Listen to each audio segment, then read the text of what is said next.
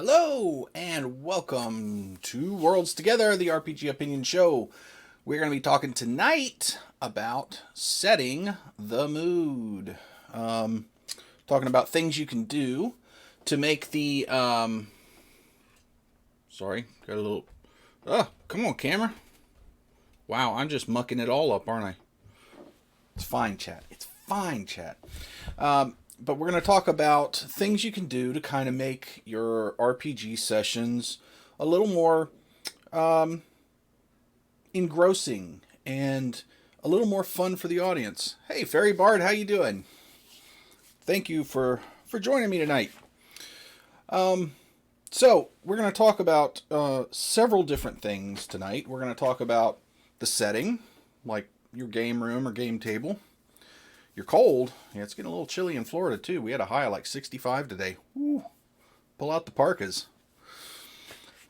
We're going to talk about lighting, some mood lighting, ways you can do that. We're going to talk about sounds, things that you can do to kind of make some ambient noise and provide some ambiance.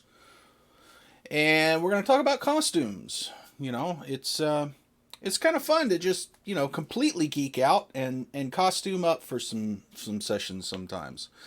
So, it's in the 40s here. Holy mackerel. You're in Texas, right? That's not supposed to be in the 40s. That's cray-cray. So, let's dive in and talk first about the setting, the physical setting, where the people are going to sit. And it does not compute, right? Where the people are going to sit and play the game and, the table and all that stuff. So, let's take a look first at I found some examples of some game rooms, some awesome D&D game rooms that I sure would love to go sit and play at. I think that would be awesome. So I just want to talk about a few elements in each of these and the kind of things that you can do in your own game room, and it doesn't have to be a huge game room. It can just be a table in your dining room or your kitchen or something, and you can do a few little things to kind of help set the mood for your RPG. So, I mean, this is obviously a way over the top RPG game room, but it gives you some idea of the kind of things that you can do that'll really bring the players into the feeling of being in a campaign.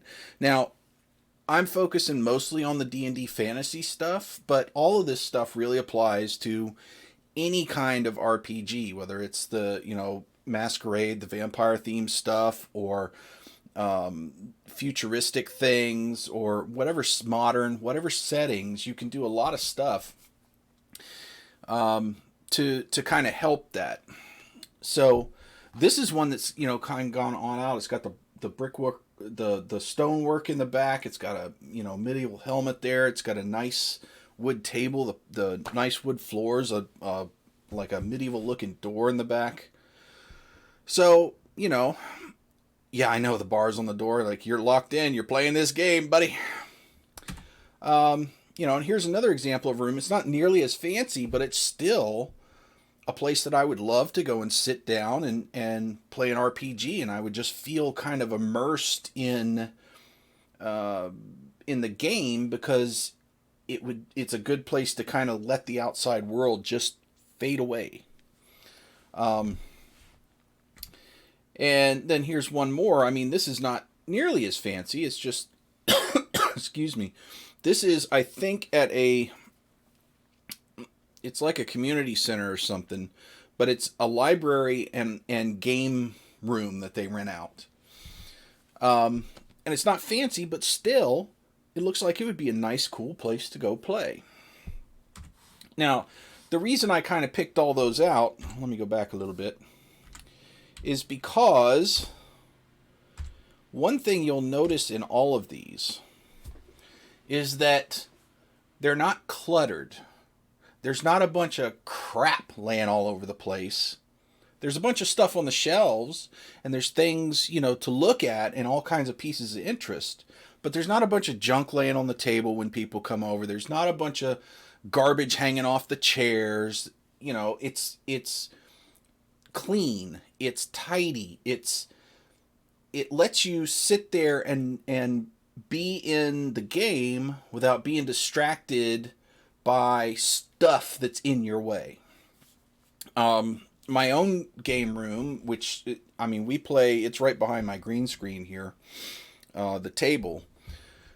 We actually have just a table, and for board games, it's short. For the RPGs, we put a 18-inch leaf in it to extend it out some. It's got good chairs, and we have some stuff on the walls. I've got board games right over here. I've got board games over here. We have a big. If you guys have ever watched any of our D&D streams, you'll see it. But there's a bookcase with the minis and stuff, and some lights, and there's a big wall with D&D. It's made to look like the front hall of or the entryway of an adventurer's cottage that has stuff hanging off the coat racks and all that. But anyway, one of the things that we do is make sure that table's pretty clean all the time. It's got, because we stream, it's got some little mic stand, a camera stand, and a monitor there so we can see. But that's all at the end of the table, so the table stays pretty clean, and that's helpful when people come in and they're trying to get into the game. The other thing I would highly recommend, because I've found this incredibly useful, whether you're doing RPGs, board games, any kind of gaming, is to get some microfiber and make a tablecloth out of it. It feels really nice. It's easy to clean. And you don't have to buy a expensive microfiber tablecloth. You can make your own. That's what we did. We just got enough fabric that it would cover the table, and then we just sewed some elastic in the bottom so we can just stretch it over, and if we need to take it off, we stretch it off and throw it in the wash. Or if we want to, if we're going to eat a meal there with some friends or something, we'll take that off, have the meal. But we have it on for the games because it just feels really nice to play on something like that. So I'd highly recommend that. So that's one of the things that you wanna try to do for your setting, is get your game room in a state where your players can just kind of forget about what's going on in the real world.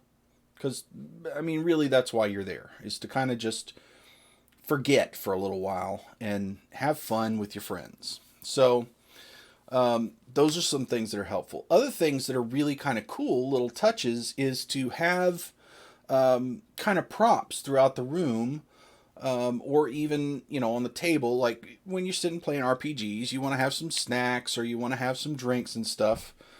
Well, if you want to put a little money into it, you can get stuff like this. So if you're going to serve some water or some ale or something, you can get some cool looking cups that aren't just regular old cups, and that kind of helps with the immersion while you're sitting at the table. The other thing you can do is head to a thrift shop. Thrift shops are fantastic for finding things. And you can if you just sit and think in the thrift shop for just a minute, you can come up with some cool things. For instance, this here, I just got this glass. I don't even know what it was for, but I found a cork that would fit it, and then I wrote this little thing and tied it on with some string, and I've got a potion bottle here that I can just set on the table, or this one actually sits on my little D&D display. But it's simple to make, and I think this bottle cost me all of 50 cents. So, it doesn't have to be expensive stuff, but you can make it look really cool if you just take a little bit of time and think it through. So, what other kinds of props do you guys have in your game room that help you set the mood for RPGs? What kind of things do you put out? Or Do you even care about that stuff? That's a question I'd have. And while you're thinking that through, let's move on to the lighting, setting the mood. So there's kind of two sides to this that we'll touch on. One is lighting when you're just playing a game with your friends. The other is the things you have to think about with lighting when you're trying to stream or record the game. Big built-in shelf for books and a big table. Haven't really... Yeah, well, big table is important. Big tables, people have lots of room because being crammed in can get a little uncomfortable. So the more room they have, the better, the more fun it is. Oh, a piano, so you can do your own sounds. We'll get to sounds in a minute. That's okay. It's okay. But invite people over that do. Then, All right, so the lighting. If we're going to play just with our friends, there are a lot of things we can do. We're more limited if we're trying to stream it or video record it. But let's talk about just hanging out with the friends. Candles are a fantastic mood lighting scenario. There are some caveats with that, though. A, you have to have enough candles to be able to see if you turn your lights off. B, you have to make sure that you've got enough room for the candles to be safe. Because you're playing with a lot of paper, you don't want to set your table and your paper and your people on fire. So, candles are great. Probably want to combine them with other lighting, so you just have a few. And to that end, lanterns are fantastic too. You can actually get, LED candles are fantastic too. Those are a really good way to do that. And also, you can get LED candles that are significantly brighter, so you don't have to have quite as many of them, but still get the kind of effect. But lanterns, you can actually get like LED lanterns as well. And they're fun. You can get like real medieval looking hooded lanterns for not that expensive. You can look those things up on Amazon. I've got one. I forgot to bring it over here, but it's just like a hooded lantern that you would see, and it's got a little, kind of like a tea light bulb in it. And it's just fun to have out, if you're going to turn the lights down and have those things and maybe some candles. It just kind of helps get in the mood. Diffusers are great, not only for recording, streaming and recording, which you really need diffused light, some light diffusers if you're going to do that stuff. But if you put lower wattage bulbs in them, they're really good because they spread the light out, so you don't have a bunch of harsh shadows and stuff, which can be kind of off-putting if you've got a lot of harsh shadows on your table that are in the way of all the other stuff. And if you don't know what I'm talking about, those are those kind of fabric boxes that you put a light bulb in, and they have the white screen on them. Now, you don't have to buy the one. They're like $20. You can get them on Amazon, but you don't have to buy them. You can make your own. Parchment paper stretched over a light can is a diffuser. So you can get some parchment paper, put it over a light can with whatever type of bulb you like, and clip it on with some clothespins. That's diffused light. So what it does is it just helps to spread the light around the room and drop harsh shadows and stuff, so it feels a little more natural. LED light strips, I've discovered, are really fantastic. And what I'm talking about, let me step away for half a second. It's on the floor over here.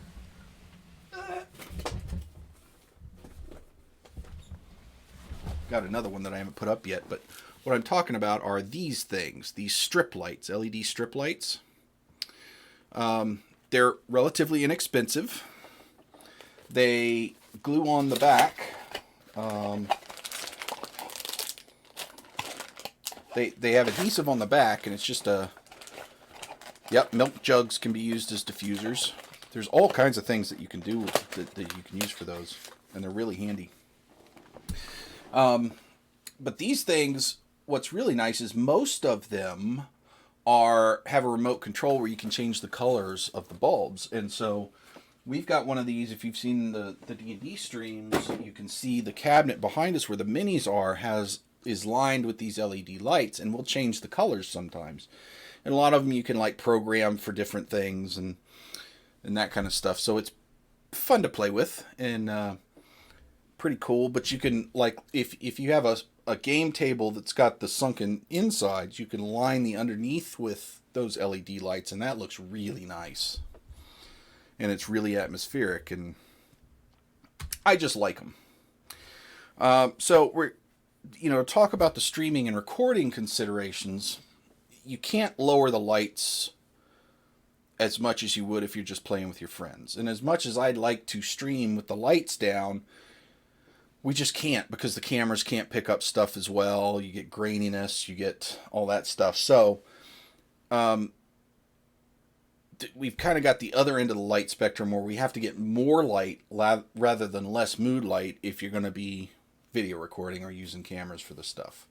So, lighting is fun and all, but if you're going to be streaming this stuff, it's not really something you have a whole lot of leeway with.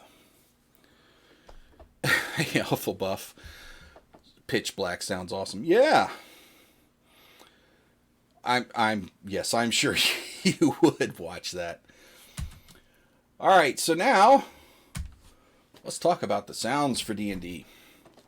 So, talk about a couple different things here. One is just music, like a soundtrack in the background, and the other is more of a soundscape type thing that'll include sounds and atmospheric stuff and things like that. So, for music, I've got two sites that I really like. Incompetech, which is this is a composer that makes all kinds of MP3s you can download across all ranges of music, and he does it all for free. It's just CC attribution. So if you say, hey, music by this guy, you can use it for broadcasting and all kinds of stuff, and he does some really nice stuff. I've been using his stuff for 10 years, since I started doing YouTube. And then there are lots of YouTube playlists or individual videos. I was looking at some today that they'll have like 2 hours of music that people have created, or they'll pick music tracks and put them in a playlist, and you can just put those on in the background and have nice atmospheric background music.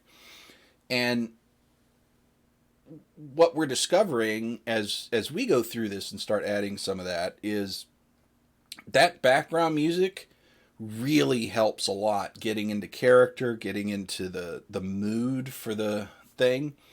And we'll actually have Caitlin will actually sit at the computer that has the sound on it, and she'll try to match the sounds to the situation, the music and stuff to the situation. So it gets even better if you can have somebody do that. But just having some nice background music that fits the theme of what you're playing is a huge deal and can make a huge difference in how engrossing it is and how much people want to get into character.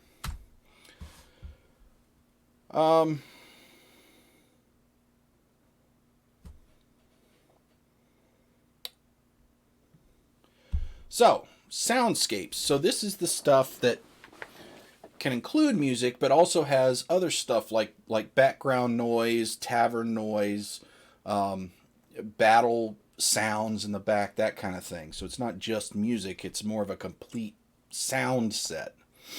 So there's a couple of big ones that people use. One of them is Sirenscape.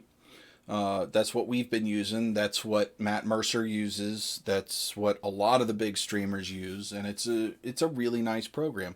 And you can do a lot with it for free. They have paid stuff and extra sound that you can get and things to buy them kind of a la carte. But you can do a lot of stuff for free with it, and it's really, really nice. And we'll take a look at that in a minute. Tabletop audio is another really nice thing. It has a lot of soundscape things, Yeah, we do have it on the new D&D campaign. We started that last week, and Caitlin's actually doing sounds and all kinds of stuff. And we'll look at like a sound set that we put together for our campaign to show you what kind of stuff you could do. It's really, really good. But Tabletop Audio is another one. We'll take a look at that. They have kind of, you can make a playlist out of stuff, and they have some just music tracks, and they have Wilhelm scream. Yep, love to hear him scream. And they'll have things that have some music and some sounds, and then they have some stuff that's just ambient noise. So they have a really nice setup too. And then create your own. I've done this before. You just find MP3s that you like, you download them, you put them on your iPod. Are those even a thing anymore? I haven't seen one of those in years. But your iPad, you put them on your computer with some speakers. You just create a playlist in whatever your sound player is of choice, and you can create your own playlist with things that you've downloaded. You could have sounds that way too. There's all kinds of free sound things on the internet that can help with that. So this stuff doesn't have to get expensive. Yeah, I haven't seen an iPod forever. So, hey, Rain. So you could do your own thing, and like I said, Sirenscape and Tabletop Audio, while they have paid versions, the free versions do quite a lot. And if you're just starting to investigate this stuff, that's a good place to start. All right, so now, wait for it. We could talk about one of my favorite things, which is costumes. Costumes and props. I love this stuff. So, and yes, the DM too. The DM can dress up. It's cool. It actually helps. It helps the players to get more involved in the game. It helps them, even if they're not dressed up, if the DM is, it helps them get a little more into the game. So, and yes, it is completely nerdy. That's why we're here, though. So, never be afraid to nerd out. So one of the things I've learned when I was doing this is leather can be easy. I'm not talking about full leather armor and stuff. That's difficult. But leather, you can make a lot of things out of leather that aren't terribly complicated that look really good. Now, I'm not trying to put down leatherworking. Leatherworking is a highly involved and very hard skill to learn to do it well. But you can do some cool things if you just think for a few minutes. For instance, we were in a campaign where I was playing a rogue. And rogues have to have, their utility belt. So I made one.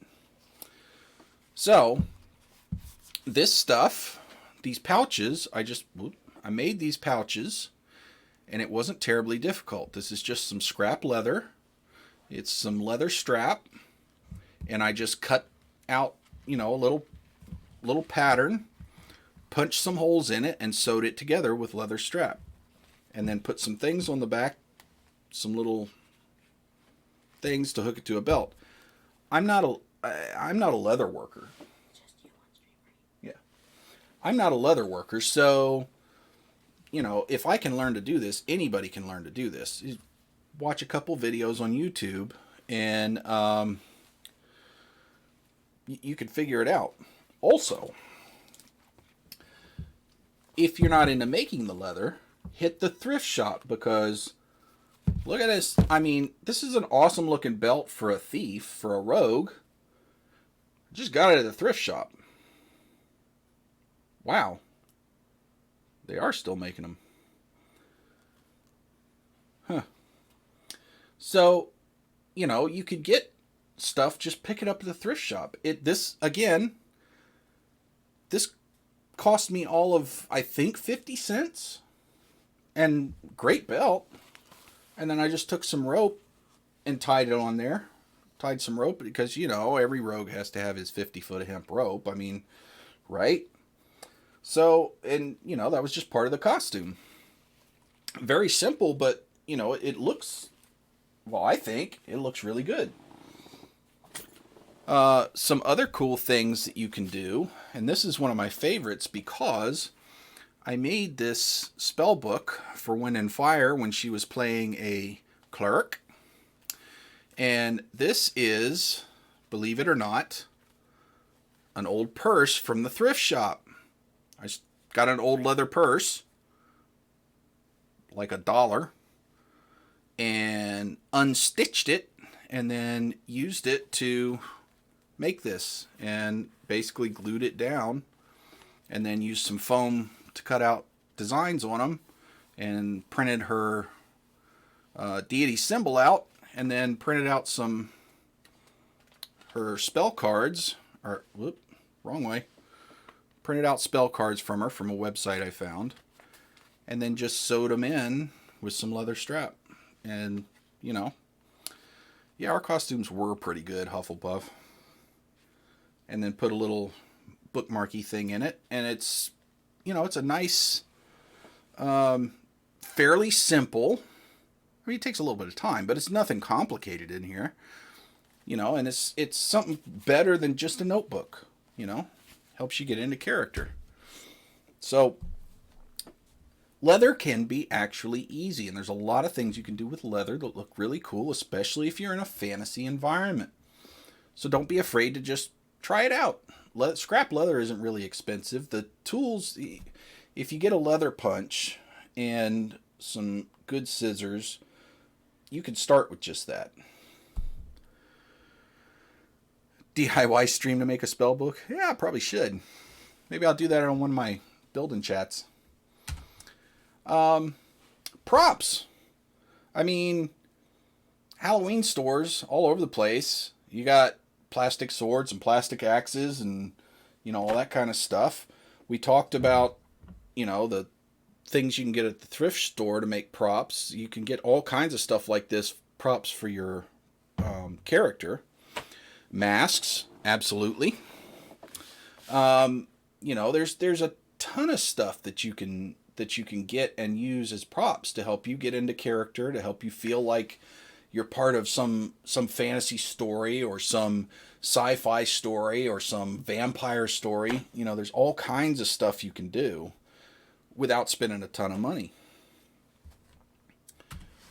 So yeah, thrift stores are the bomb because you can pick up just a metric crap ton of stuff. Stand firm! With oh, thanks, Fairy Bard. I appreciate that. You can pick up a metric crap ton of stuff for $5. I mean, you can outfit a whole person for $5 at a thrift store. So, those are kind of the major things that we try to do when we're trying to set moods. What kind of things do you guys do to set moods? Stuff that I haven't thought about, because I'm sure I haven't, and I love to learn from you guys. What kind of stuff do you do to get into character or to set the mood at your RPG table? And I think most of us are probably primarily fantasy RPG folks. But all this stuff works across the genres. So, let me switch over.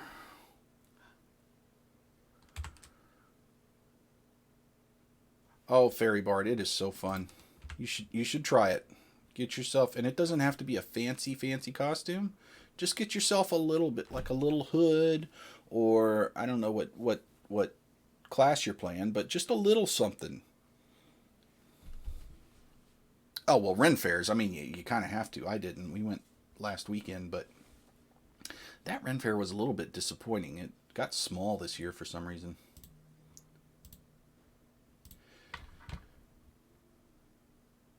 Medieval superheroes? That's awesome.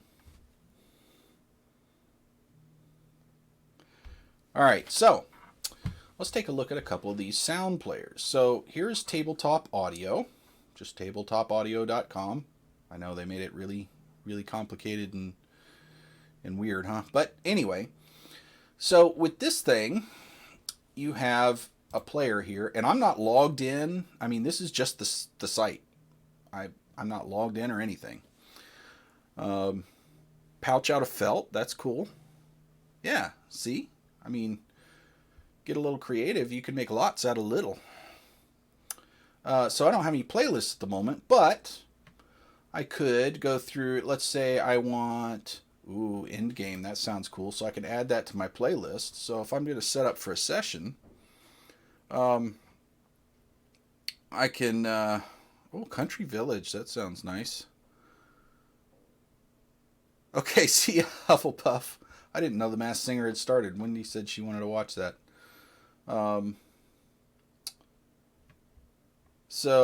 abandoned windmill. That's pretty cool. And see, they've got the sci-fi and the cyberpunk and all. Wizard's Tower. I mean, we got to have this for the Pringlemancer, right? And some tavern music. All right, so here we go. We've got us a playlist, which, you'd want to spend a little more time. But we can, if we set it up right, we can just hit the playlist and let it go. And this is reasonably quality stuff. Is it coming through? Maybe coming through for you guys, maybe not for me. I can't hear it. Can you hear it? Now I can hear it. It's kind of loud. Is it kind of loud?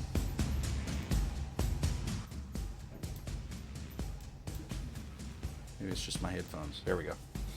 Anyway, so see, I mean, this is nice stuff, and it's all free. Is that better? Can you hear me over the music? Because you don't want, when you're playing, you don't want this really loud. You just want it in the background. You just want it to kind of set a mood. But you can see, so that one's just music. I think this one, and it tells you here, ambience and minimal music, or just music, or, so you can kind of go through and figure it all out. This is fun to play with. Now, this doesn't have the same setup as Sirenscape. However, it does have, they're working on a sound pad. So they've got all these sound pads, and you can make a custom one. So this gets a little more like Soundscape.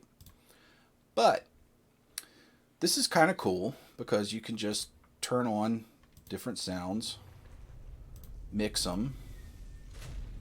You can save scenes so that you can,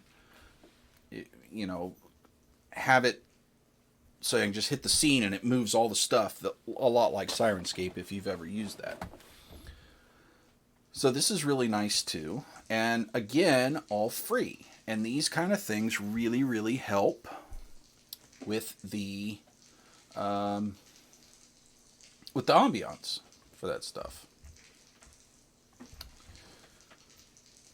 I mean, you can donate, but, for free, this is really awesome. So stop all of it. Let's take a look at Sirenscape. Now, Sirenscape is the big one. That's the one that all streamers use. Matt Mercer uses it. This is, I think, you guys use that, don't you, Fairy Bard? When you're playing. Or Frank does, I guess. So, yeah. So,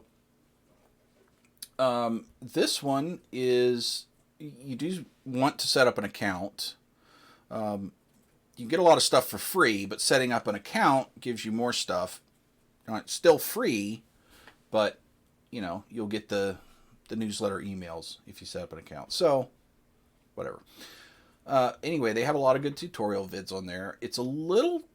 There's a bit of a learning curve to try to get used to it. It's a little weird at first, but it's really, really good because you can go in here and you can set up, if you're logged in, your campaigns. And when you do that, you can drag all the different sounds that they have, all the different sound sets, and put them in a campaign so that when you go into the desktop app and you look at, like, this is all the sound sets, But if you've set up a campaign, it'll show up here and it'll limit your sound sets so you can get to them much easier. And then you can set up custom sounds, or you can use their default ones. And this is what Caitlin's been using, and she's having a fun time, because not only does it have all the ambient stuff, and you can mix all the bits the way you like to, but you know, you have the fun burp noises, and you know, she was having fun with all these sounds.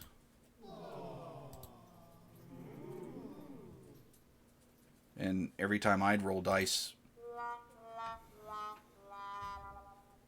that was pretty constant when it was my turn. What are you gonna do? Me and dice don't get along. But you get a lot of cool stuff for free. These are all free. Every one of these is free, and there's more than this. So if you don't use sound and soundscapes in your RPGs, I'd highly recommend giving it a try. It's an extremely nice and easy and inexpensive way to set the mood and get some ambiance going. So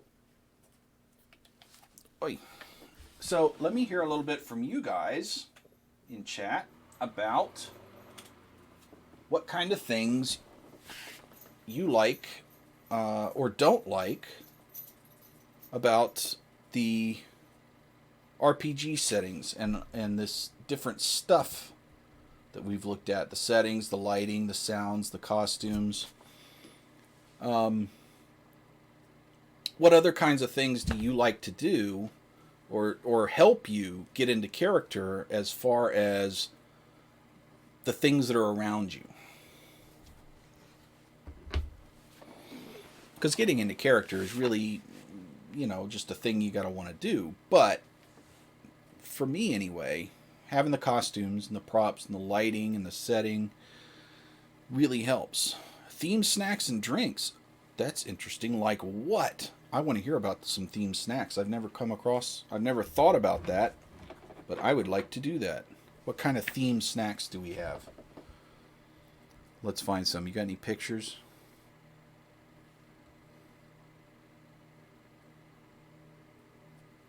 I mean, of course, themed drinks. A good ale, right? Sure, of course.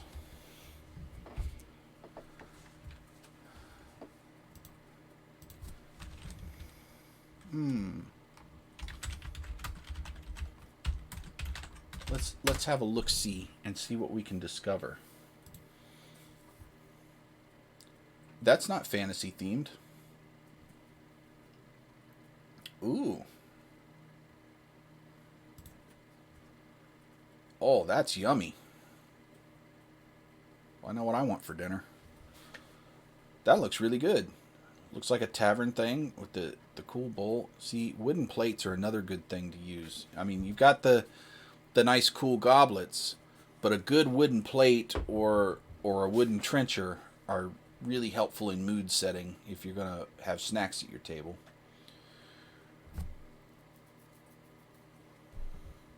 Oh, themed drinks for each character. That's fun. And what's even really cool is when you get some drink and then you throw a little dry ice in it, a little dry ice cube. That makes things fun. I mean, dry ice is just the funnest thing ever. Let's see.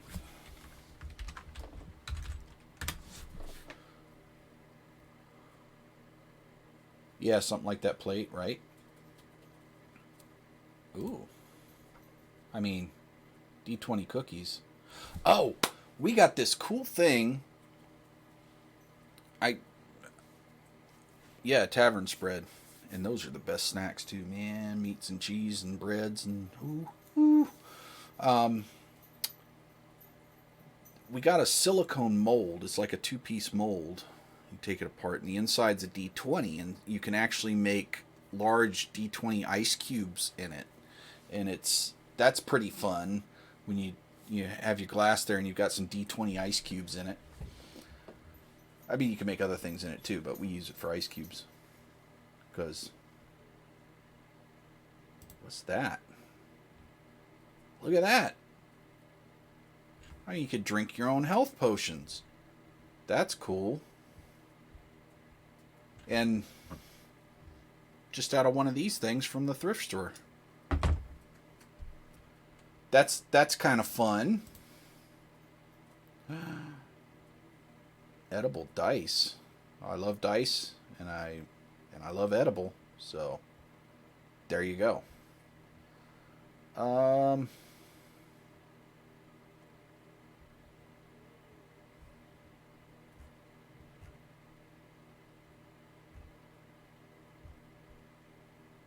Yeah, be fun. We'll have to look into that.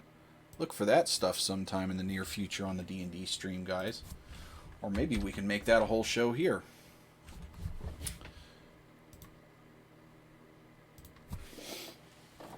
So, like I said, one of my favorite things to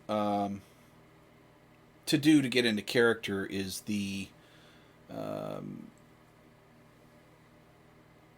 there's a whole cookbook around Settlers of Catan. Wow. I knew there were all kinds of board game themed snacks, but I didn't know there was a whole one around that one game. That's kind of cool. I like the costumes. That's my favorite way to get into character. I like making them because I've got that maker streak in me, but I like making them, but I also really enjoy just seeing everyone in costume and kind of feeling like, I'm really with these characters.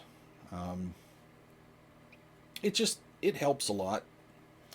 And I'm discovering that the background sounds, the ambient noises and stuff, and the music is really helpful for me too. I hadn't really ever played with music and background sounds until last week, and that was really cool. I really liked it. We're still kind of playing with getting the sound levels right, but it was really nice.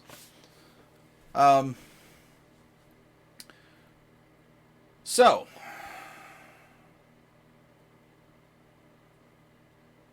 yeah, I mean, it's funny, one of my daughters will make like Harry Potter wands out of like hot glue and sticks and stuff and paint them up.